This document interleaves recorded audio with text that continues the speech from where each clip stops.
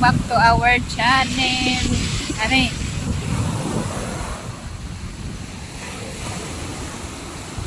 Dong. Video-videos dodo mo. Hi, Dong.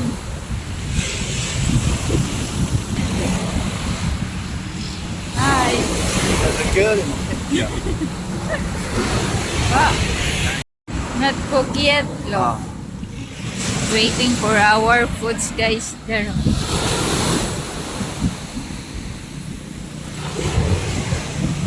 Nag-aantay lang tayo ng foods, no? So, dito tayo magpahangin-hangin.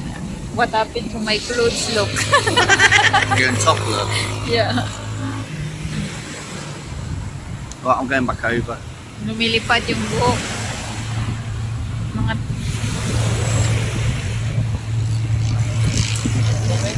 Girl.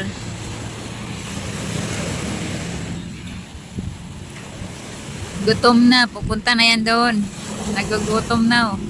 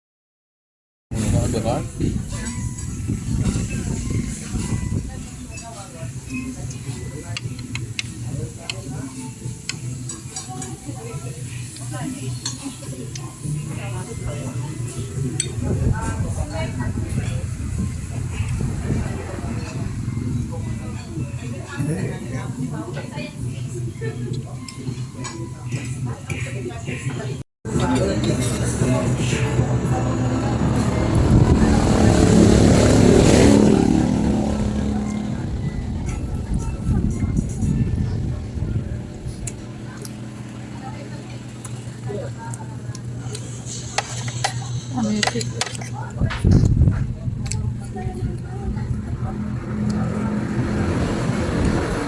Pumas na.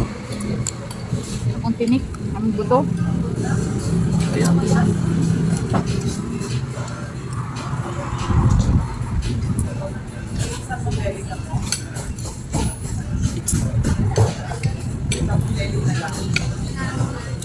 Sarap. Kain.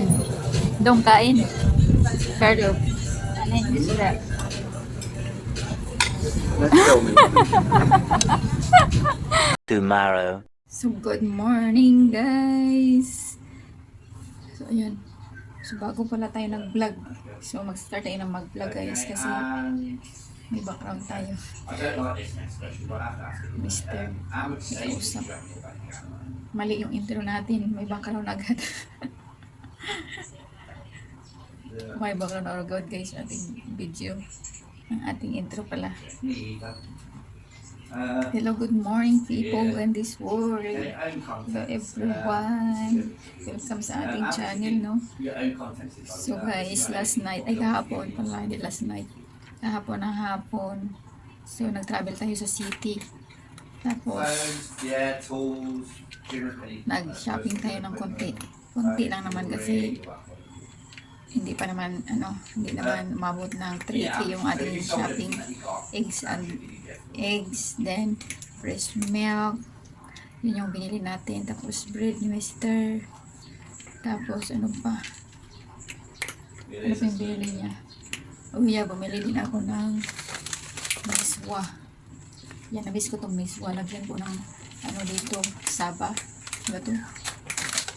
Lalagyan ko nito guys. So, mackerel, San Marino mackerel. Lagyan ko yan, nabis ko yan. Tapos lagyan ko ng itlog. Nabis ko magsabaw ng ganyan. Miswa. Pero sa akin lang yun kasi hindi naman kumakain si Mister niyan. Tapos, bumili si Mister nito. Itong creamy mushroom soup.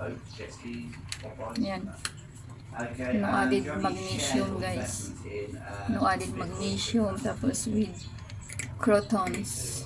Creamy mushroom. So, itatry natin ito. Ito yung brand niya. So, mahilig kasi si Mister nito. Isaw-saw niya yung yung bread. So, bread dipping na rin kumbaga sa kanya.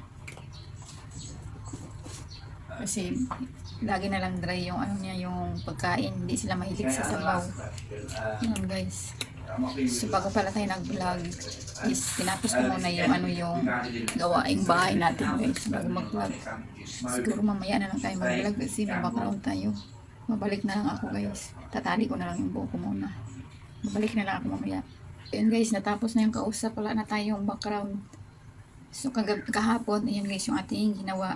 Kasi kami nagpunta ng city, bumili ng konti. And then, pagka uwi, sa daan, dumaan kami dun sa gilid ng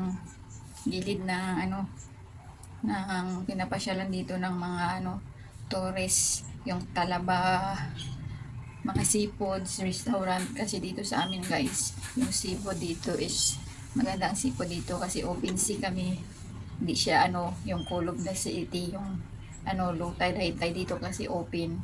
So labas-masok from ocean, then yung fresh water. So labas-masok siya, open siya.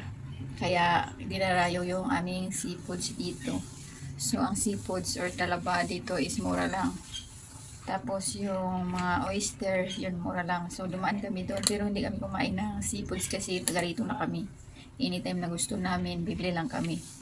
Mas mura yung ikaw magluluto kaysa sa restaurant kasi kapag namili ka ng fresh is magkano lang 35 or 40 per kilo. Pag luto na 100, ang steam 200 plus.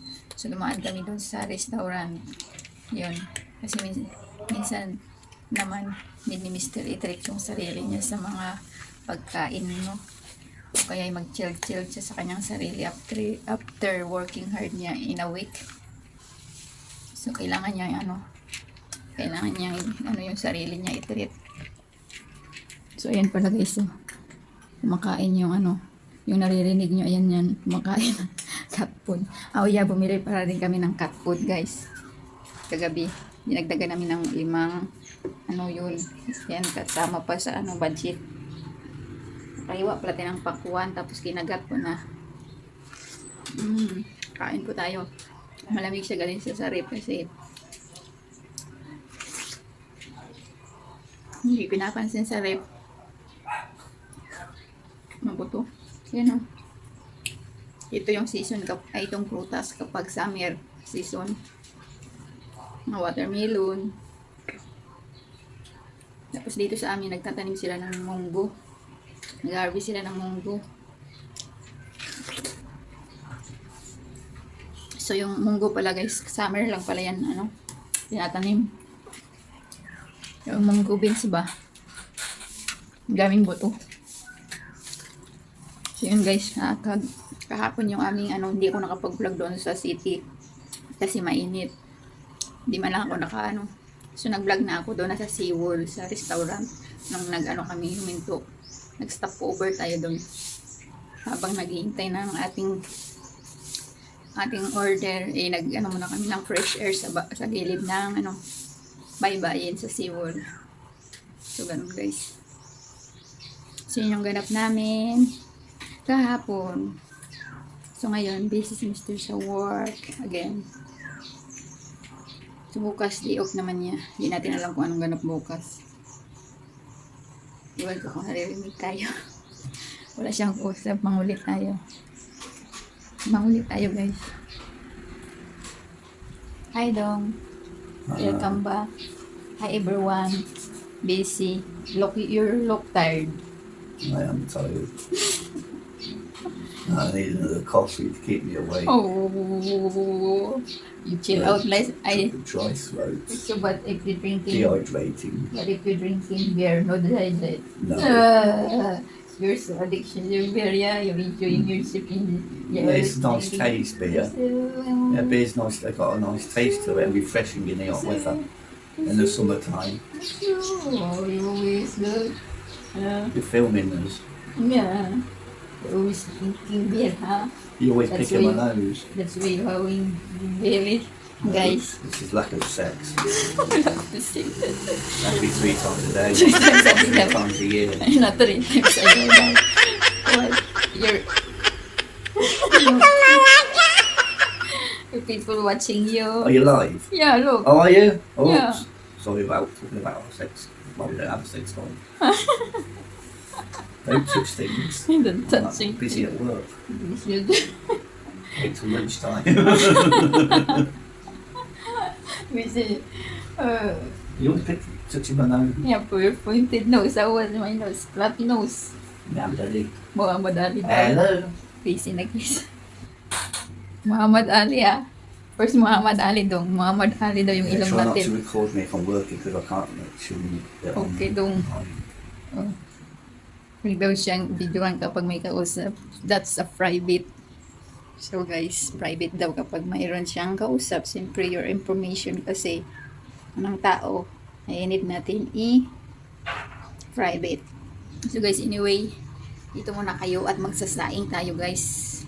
Para ready na mamaya sa tanghalian ng ating kanin. So baway muna guys. Guys, update tayo no. Habang may kausap si Mr. dito tayo. Update pala. So, kagahapon, pumili pala tayo ng medicine ni Mr. So, yung medicine niya umabot ng 1 to 95. Oo, umabot ng 1 to 95. So, ito guys. Ito lang naman, umabot na 1 to. Meron pa pala dito na iwan. Yan. Bumili ako ng 20 bawat bawat brand ng ng medicine. So ito, so 10. So ang mahal ng mga gamot niya guys. So 20 nito para naman to sa heart. Mr. Naalala niyo ba yung nagpunta kami ng Asian Hospital, sa private hospital, di ba tayo doon, nagtuduy ko si Mr. nag-ECG, tapos nag-x-ray. So, ayun nga, high blood si Mr. Ayan ito yung para sa high blood. Ito yung brand na to na 30 pesos yung isa. So, bumili ako ng 20. So, 20 siya guys. Yan, 20 nito. Ito pala is generics lang ang nandoon. Yung branded, walang available. So, medyo, siya, half price. Siguro nasa, siya, sa 20 plus. Pero ito is 30 pesos. So, yan, bumili ako. Tapos, ito naman, habang nainom siya ng mga medicine na to, kailangan niyang umihi. Ito daw para sa urine, para ihi siya ng ihi. Para ilabas niya yung ilabas. So, ayan. Ay, naputol kasi. Lang. So, ayan. 2020 guys, umabot ng 1-2. So, 3 months nga itong gamutan, di ba? Yung naalala nyo yung upload natin, na kinuha natin yung result. Tapos, yun, yung pumunta tayo doon, twice yata tayong nagpunta doon.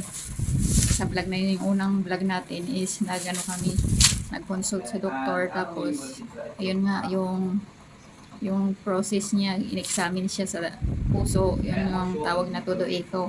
Tapos, ECG, tapos, x-ray. So, nagastos din tayo doon. Kasi maganda kasi sa hospital na private is nandun na lahat yung mga guys, machine na kailanganin, gaya ng x-ray, todo echo, ECG, nandun na lahat. Yun yung bagong bagong hospital siya, bagong open. So dati kasi may private din dito sa amin, kaso nga lang yung machine walang available. So maganda itong ano, maraming nagsabi na itong Asian Hospital is Asian Medical Hospital guys is maganda kasi lahat ng aparato or machine nandiyan na sa mga test yan ng ating katawan. Yun nga lang private, medyo kamahalan. Bawat konsulta mo is 500 yung bayad. 500 or 400 ganon. Yun. Kaya ngayon 3 months niya tong 3 months niya tong 3 months niya tong ang tawag ito maintenance niya sa sa kanyang tawag dito na loading yung utak ko guys. 3 months niya yung iinumin na loading yung utak ko guys. Wala yung utak natin lumilipad. So anyway, nakaluto na tayo. Nakaluto na ako, nakapagsaing na ako, ready na yon. So antayin lang natin si Mr. na tatapos siya dyan. Sabihin natin kung kailan siya kakain para isi-serve natin yung pagkain niya. Ganun guys. So yan pala yung binili natin, medicine kahapon. Ang hirap magkasakit kasi walang libre dito, pero sa kanila guys libre yung gamot, libre yung consult, libre. Dito sa atin lahat binibili. Medyo libre din yung doktor kapag sa public ka. Yun nga lang, pipila ka. Tapos hindi lahat ng machine nandyan. Gaya ng tuloy ko, sa private ka pa rin magpapa-exam. Dito kasi sa probinsya, hindi kompleto. Minsan dinadala pa doon sa Iloilo City. Hindi pa ita-travel. Kasi kulang yung mga dito sa amin. Kulang yung mga machine. Yun yung masaklap dito sa province. Kapag naman sa Boracay ka guys, bababa na natin yung stand. Kapag sa Boracay ka, dito rin nila dadalhin sa amin. Dito rin sa city, kung saan tayo nagsa-shopping. Ganun. Kasi yung Boracay, malapit lang dito. So, travel, sasakay ka lang ng van papuntang Katiklan. So, ilang oras lang. Lagay natin 2 oras kung pahinto-hinto. 2 oras. Tutusin, wala pang 2 oras kung diretso. Pero kung pahinto-hinto, so, mabot ang 2 oras. Tapos, sasakay ka ng bangka. Isla kasi. Sasakay ka ng bangka or ferry na maliit papunta doon 10 minutes or 15 minutes sa bangka, depende sa alon. Kung maganda yung panahon, mabilis. Like summer ngayon, mabilis yung biyahe, pero pag amihan guys, mabagal kasi yung wave malakas. Hindi naman kalayuan dito yung Boracay. Mahal nga lang guys. Sinasabi kong mahal talaga. Kaya wag na kayong mag-bus kasi meron nag-bus ng Boracay na mahal. Kaya tanungin niyo muna kung mura. At may option naman kayo kung gusto niyo ng mura. Wag kayong kakain sa mga restaurant na mamahalin. Doon kayo sa canteen or sa McDonald's, Chowking, yung inasal, doon na lang kayo. Kung yung budget niyo naman hindi sapat, di ba? Gusto nyo lang mamasyal at maligo at makita yung tipid na lang. Marami dyan. Kasi nga lang sa kalenderya, mahirap din. Kasi, alam mo yun, ma-poison kayo, hindi mo naman sinasaraan. Kasi, hindi nyo type yung pagkain. Si Mr. kasi hindi yan nakain sa mga guys, mga gilid-gilid. Kasi alam niyo na yan. Nag-try yan dito. Unang punta niya, nag-try siya sa mga pagkain Pinoy. Gusto sana niya i-adapt yung pagkain natin. Kaso hindi niya tanggap sa kanyang sikmura.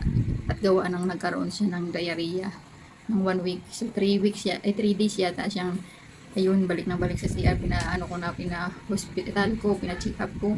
Kasi 3 days, ganun pa rin. Walang effect yung medicine na binigay namin na yung natural na binibigay natin kapag tayo yung nagkaka-LBM, hindi walang effect guys. Yun pala yung kinain niya na pork barbecue, hindi natunaw, nandun sa loob ng tiyan niya, dapat mailabas niya yun. Kaya nung kami, binigyan siya ng gamot na pang patunaw at pang palabas, tapos sakit sa tiyan, marami din yung binigay na medicine. So umabot din ng 7,000 yung aming check up plus pa yung medicine guys. Ganun. Kaya wag kayong magtaka si Mr. P kan sa pagkain ng Pinoy kasi naranasan niya yung sobrang sakit ng tiyan niya at sobrang siya na dehydrate sa diarrhea kasi umabot ng 1 week bago siya gumaling. So nasa 1 week siyang nagdusa, sobrang sakit. Diarrhea siya siguro 1 days, 2 days, 3 days yun yung tiis niya hanggang sa pagkat 3 days yun check up na nga namin. So 3 days din siyang nag-medicine at saka gumaling. Effective yung binigay ng nagamot, maliit na parang dextrose yun. Tapos ngayon mayroon nga si Mr. na IBS, mga syndrome about sa bowels, irritated syndrome bowels ba yung meaning. Yun yung paulit-ulit ko nang sinabi na dati sa vlog kasi sa mga past natin na mga vlog yun yung sinabi ko sa inyo, alam nyo naman, update tayo doon.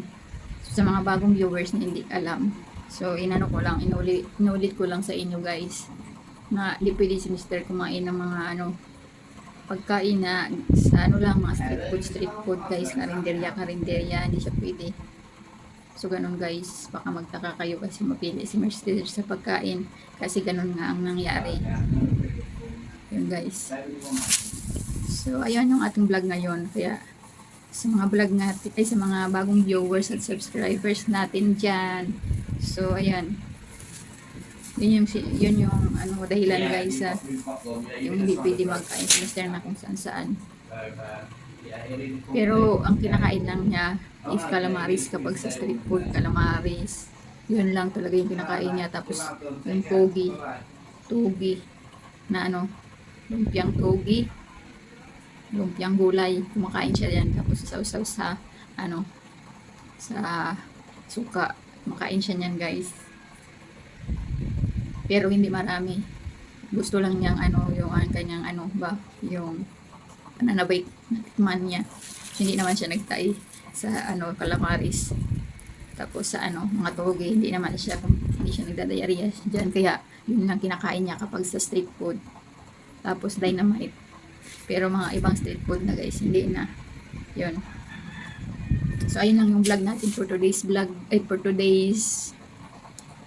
guys pala So yun yung ating sinabi ko lang sa inyo kung bakit hindi pwedeng kumain si Mr. sa mga street foods canteen. Mapili si Mr. ganun guys yung nangyari kasi. Kaya yun yung ating ngayon sa mga So anyway, thank you so much again and bye-bye and God bless. Bye-bye guys, thank you so much. Magtatanghalian na guys. At mag-prepare na tayo sa pagkain ni Mr. after days at kakain na tayo. Yun yung ating update ngayon. Kaya sinasabihin ko na sa inyo at goodbye na kasi mahaba na ating vlog. To be continue na lang ulit ating vlog kung anong ganap natin sa ating buhay. Kaya God bless everyone. Thank you so much.